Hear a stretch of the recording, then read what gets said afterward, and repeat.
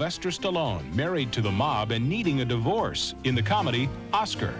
Terrorists take over a boys' prep school in Toy Soldiers.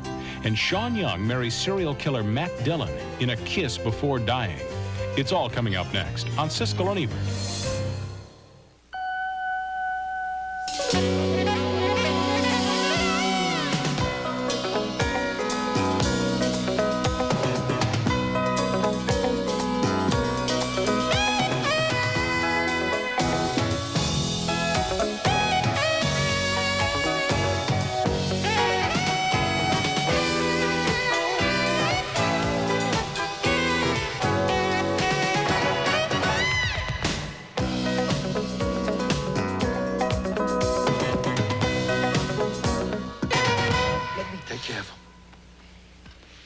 Are you still packing? Fork it over. Fork. We're not in that business anymore. Sylvester Stallone plays another tough guy, but this time around, he's in a comedy called Oscar. It's one of the new movies we're going to be reviewing this week on Siskel and Ebert, plus a 50th anniversary salute to the great Citizen Kane. I'm Roger Ebert of the Chicago Sun-Times. And I'm Gene Siskel of the Chicago Tribune, and our first film is Oscar, and this comedy accomplishes something few films do, and that is makes a very funny comeback after a nearly disastrous opening 20 minutes. We go to see a lot of pictures, and if it doesn't work in the first reel, they don't save themselves. This one, I think, does. Sylvester Stallone stars as a Depression-era mobster named Snaps Provolone, who is trying to go straight to please his dying father, Kirk Douglas, as the film opens awkwardly. Swear. In front of your family, in front of Padre Clemente, in front of Jesus Cristo, in front of Madonna. What? Swear. You become honest man. Give up the shameful life. Well, Pop. It's kind of lame and obvious, and not much better is another early scene where a young mob accountant, Vincent Spano, asks Stallone for his daughter's hand in marriage. My daughter? How do you know my daughter? Actually, Spano is in love with a young woman who isn't Snaps' daughter. She's only pretending to be. The real daughter is a whining pill played by Marisa Tomei. You're not gonna marry that monkey. You're gonna marry the man I picked out for you, Bruce Underwood III. I don't want to marry Bruce Underwood. He's a snob and he's got pimples. After all that, though, the movie Oscar finally gets rolling with some very funny scene-stealing supporting players, a couple of fastidious, quarreling tailors, the Finucci brothers, played by Martin Ferrero, and the chameleon-like Harry Shearer. Snaps complains to them about his need for his daughter to find a husband, and she's told him, falsely, that she's pregnant. No, look at us. We already married. See, we married real good. I've got 10 bambinos. You got 8. You don't got 10 bambinos. I got 10 bambinos. Oh. I got Anna Maria. I got Salvatore. I got Fabrizio. I got Antonio. I got Mario. I got Big Luigi. I got Little Luigi. Oh, by the way, congratulations on your daughter marrying Bruce Underwood. Don Amici has a cameo as a priest, and here we meet briefly the film's funniest character, a language tutor, Dr. Poole, played by Tim Curry, assigned to help Snaps snap up his vocabulary. Anthony, she's not marrying him anymore. What? Well, that's a shame. But she's young. Someday she'll find the right one. She's found the right one. Who? Dr. Poole. Dr. Poole? Hello? Now the film is cooking, and we get a clever, fast-talking scene between Snaps and his dumbest henchman, talking about daughters and marriages and pregnancies and identical suitcases full of money and jewels and women's underwear. No, you blockhead. He stole it, then he gave it back to me. Why'd he give it back to you? To buy back the jewels. What jewels? The jewels he stole from me. He stole jewels from you, too? Yeah, so he could marry my daughter. Lisa. Not Lisa, Teresa. How come nobody's never met this daughter, Teresa? Because she's not my daughter, capiche? Yeah. Your daughter's not your daughter. And the cash that used to be the jewels is now your underwear. Now you got it. I got it. I don't even know what I'm talking about. I'm not sure if a scene like that works out of context, but within the film, that stuff is very funny. Oscar is a funny throwback to the tightly written, lickety-split comedies of the 30s, and it is very funny at times. It's a pleasure to encounter a script and a storyline that has been really well thought out. This is based on a French play and a movie, and the adaptation is terrific. Stallone is just okay, I think, as the lead, but it's the supporting cast, all these crazies that are constantly walking in and out, that really recommend Oscar. You know, you put your finger right on it. This movie started slowly. I am not a fan of comedies about gangsters set in the early 30s with all of the running boards on the cars and the fedora hats and everything. This stuff has been done so often, I'm sitting there thinking, boy, this is really a dog, you know, and then I laughed. And then I laughed again. Then the Finucci brothers came in, and I really started laughing. And then when Tim Curry comes in as that Dr. Poole, the elocution coach, I was laughing and then at the end of the movie, I sat there and I said, I don't know how this movie did it, but it did just what you said it did. It turned itself around. It's a good movie. It's a funny movie. It really is. It doesn't happen very often, and I don't think it was set up to turn itself around. I think the comedy was very bad with the Kirk Douglas slapping Stallone and all this sort of stuff. Doesn't work at all. Stallone, I think, doesn't have the best comedy time. Stallone's character has to be the center of things, in a way. Stallone has to kind of stand there and be the straight man, and they just keep throwing one character actor after another at him. It's a thankless role, and I think he does just fine. Well, except that when he runs up the stairs, like, he runs too fast. He doesn't run like a mobster. He runs like Rocky Balboa. I mean, I think that's a mistake. Let him do it. That's okay. Our next movie is named Toy Soldiers. And this one, for me, was one of those movies where you get the feeling the filmmakers must have screened a lot of other movies before they made this one, and they borrowed and plundered everything they thought would possibly work. The movie stars Sean Astin as the leader of a bunch of troublemakers at a private school for kids who've been thrown out of other schools. The dean, played by Lou Gossett, catches him selling booze to the other students. Who's next? If you're gonna kick me out, kick me out. Don't make me look like a narc to my friends. If we expelled you, that'd make 4 prep schools in 4 years. You're trying for the Guinness Book of Records? Then the school is occupied by desperate terrorists. Their leader, played by Andrew Divoff, holds these kids hostage to put pressure on federal prosecutors who have jailed the leader's father, a South American drug lord. Of course, it's up to the kids to figure out a way to outsmart these terrorists. We need to find out everything about these guys that are holding us. How many of them there are, what kind of guns they have, all that stuff. And needless to say, the message of the movie is one made familiar by countless other films. The troublemakers in peacetime are the heroes in war. I may not rely on Billy getting to class on time, but I would rely on this. Why? Because he's got guts. He's a leader. You can see that he's thought this thing through. You know, if Billy says he can do it, I gotta believe he can. Yeah, that's right. If the 16-year-old kid says he can do it, then of course put him up there against 15 desperados armed with machine guns, rifles, rocket launchers, and hand grenades. I would like to imagine that at some point in the production of any movie, the filmmakers would sit down and ask themselves what was really new and original about their idea. But the people who made this film must have been figuring their audience was born yesterday, or maybe earlier this morning. This is a screenplay that could have been ordered over the phone from the used movie store. Every single character, idea, and so-called surprise is recycled right out of the graveyard of Hollywood formulas. I think in a phrase, this is as bad as it gets. When I sat there, I mean, I thought, this is really crass. This is really cheap. And, you know, when you see, forget some of these other people I don't even know who were there. I think one guy was there, it sounded like the voice of the guy who does the Smuckers ads, and so I watched him just to see him, what he looks like on camera, the guy we saw there at the end, the FBI guy. But Lou Gossett Jr. is doing this? Boy, he went for the payday. It seems like he's just doing his Richard Gere, you know, the stern disciplinarian, the dean there. This is truly dumb. There isn't a scene that makes any sense here. You're attacking Lou Gossett because he's visible and he's on the screen. I'll attack them all. I'll attack every single one. A better role in a better movie. What I blame is the studio system and the people who put money into stuff like this, and this is the best they can come up with. Why aren't they coming up with better movies for Lou Gossett and everybody else? Because this one doesn't show 1 ounce of thought. Coming up later in the show, another look at Citizen Kane, often called the greatest movie ever made. It's 50 years old this week. But coming up next, A Kiss Before Dying, the new thriller from the writer of Fatal Attraction. I need you back on the case. I think I know who killed my sister.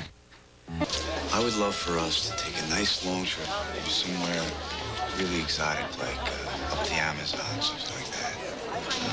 That's Matt Dillon out to marry and murder Sean Young in the thriller A Kiss Before Dying, the new film from the writer of Fatal Attraction. It's James Dearden.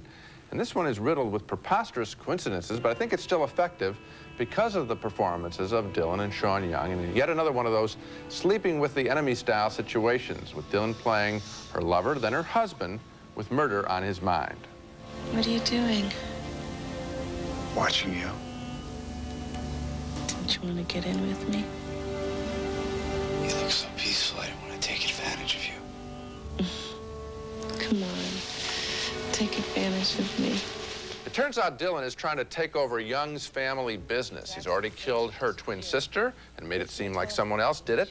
He then murders that person to cover his own tracks, and Sean Young begins to have her doubts about his identity. We know who killed Dory. It was that guy who hanged himself. What was his name? What if he didn't hang himself? What if he wasn't the one that killed her? Since he was a little boy, Dylan has been jealous of the wealth of Young's family. He's infiltrated her life by falsifying his background, and he is nearly undone when an old friend recognizes him in a bar. Jonathan Corliss, hey! I'm sorry, I think you got the wrong guy. It's me, Terry. Terry Dieter. My name doesn't ring a bell. Eventually, Sean Young becomes convinced Dylan is a killer and out to get her, and she tries to reach the police before he figures out what she knows. I thought you were having dinner with my father tonight. I was worried about you. I called you at the shelter. They said you weren't feeling well, so I tried you here. And no answer. I felt better. I went shopping. What'd you buy? Nothing. I didn't see anything I liked. There are lots of coincidences, too, in this movie that are used to drag the story along that don't make a lot of sense, as Dylan is forced to go on a murder spree to keep the attention away from himself. But Sean Young is such a fresh, exciting performer that I just kept watching her through this movie as she communicates a very real, modern, urban anxiety that makes hers the best of all these characters we've been getting lately, and we've been getting a lot of them, women who are in bed with men who want to kill them. Matt Dillon is fine as always in a film where the acting is a whole lot more subtle than the story. It is. You know, this story comes right out of the 40s melodrama, the film noir movie that's kind of put together in, you know, sort of a way where we can see, the whole gimmick, I think, is that we know so much more than the woman, and that's why we're involved, because we know the whole story and she doesn't. And so she can't see coincidences and connections that we can. And you're right about the acting. Sean Young and Matt Dillon are really good. They make it work. They bring a humanity to it. It's also 40s style in the way the film opens with a little boy staring at wealth. And that the whole movie spins off of that. I wish the director of this picture had had the smarts to cut his movie, end it a few frames earlier. We get the point. If he stops on the window, the blank window at the end, it's a whole lot better picture. No, these days you really have to dot every I and cross every T, and you can't allow the audience to figure out anything for themselves, but it's still a good movie. When we come back, a movie milestone. Exactly 50 years ago, on May the 1st, 1941, a film called Citizen Kane had its world premiere, and since then, it's gone on to be acclaimed as the greatest film ever made. I'd like to keep that particular piece of paper myself.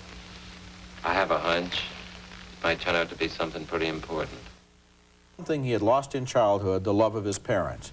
When Orson Welles and Herman Mankiewicz wrote the screenplay for Citizen Kane, they built it around a series of flashbacks, all based on a search for the meaning of that mysterious word. Find out about Rosebud. Get in touch with everybody that ever knew him. Oh, who knew him well. The movie is a search through all the years and seasons of a man's life, from his youthful exuberance. I've got to make the New York Enquirer as important to New York as the gas in that light. To the loneliness of his old age. A person could go crazy in this dump. Nobody to talk to, nobody to have any fun with. Susan. 49,000 acres of nothing but scenery and statues. I'm lonesome. The movie is filled with great images, of which this is perhaps the most haunting.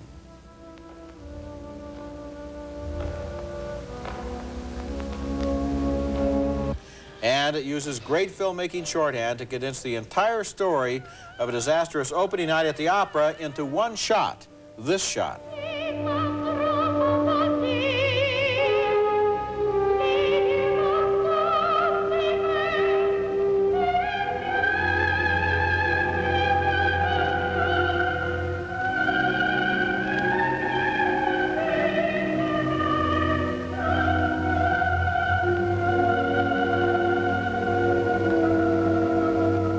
Citizen Kane by Orson Welles is routinely voted the greatest film of all time, and while any such vote is necessarily a little silly, Citizen Kane is certainly a great film, a film I've seen more than 50 times, and I've never gotten tired of it. It's sad, it's funny, it's satirical, it's poetic, it's filled with technical innovations that revolutionize the development of movies, and it has a haunting quality that gets inside of you and stays there. To observe the 50th anniversary of Kane's world premiere, the movie is going into national release starting May the 1st. It's going to play on a city-by-city basis all during the spring and summer.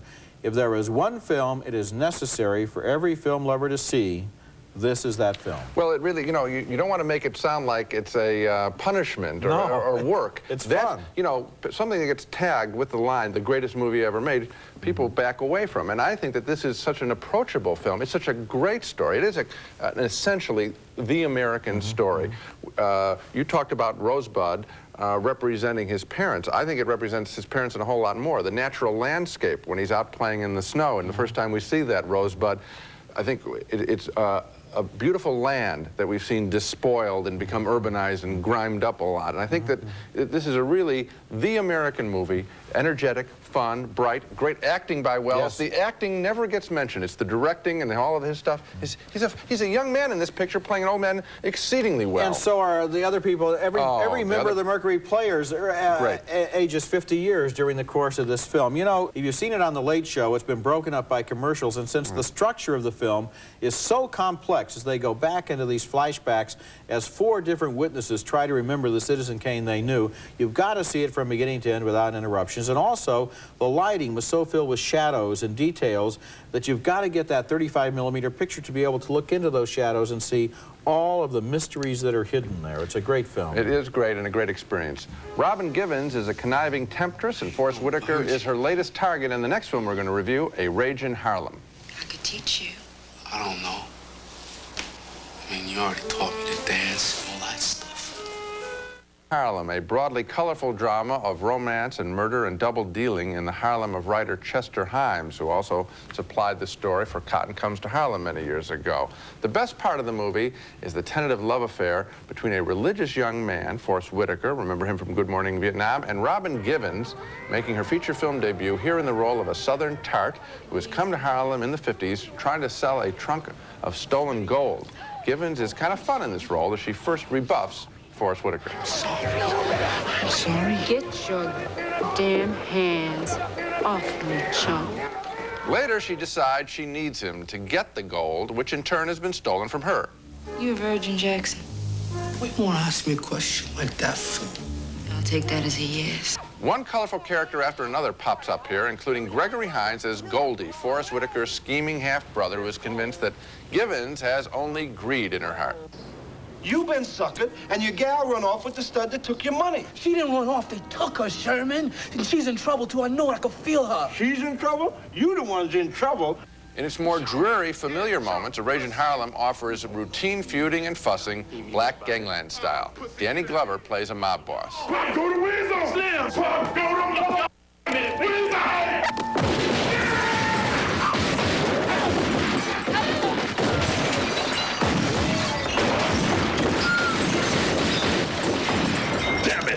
A little of that goes a long way, and there are a lot of scenes like that where the characters swear at each other with a vengeance, and quite often in this movie I thought that the 4-letter words were way, way over the top.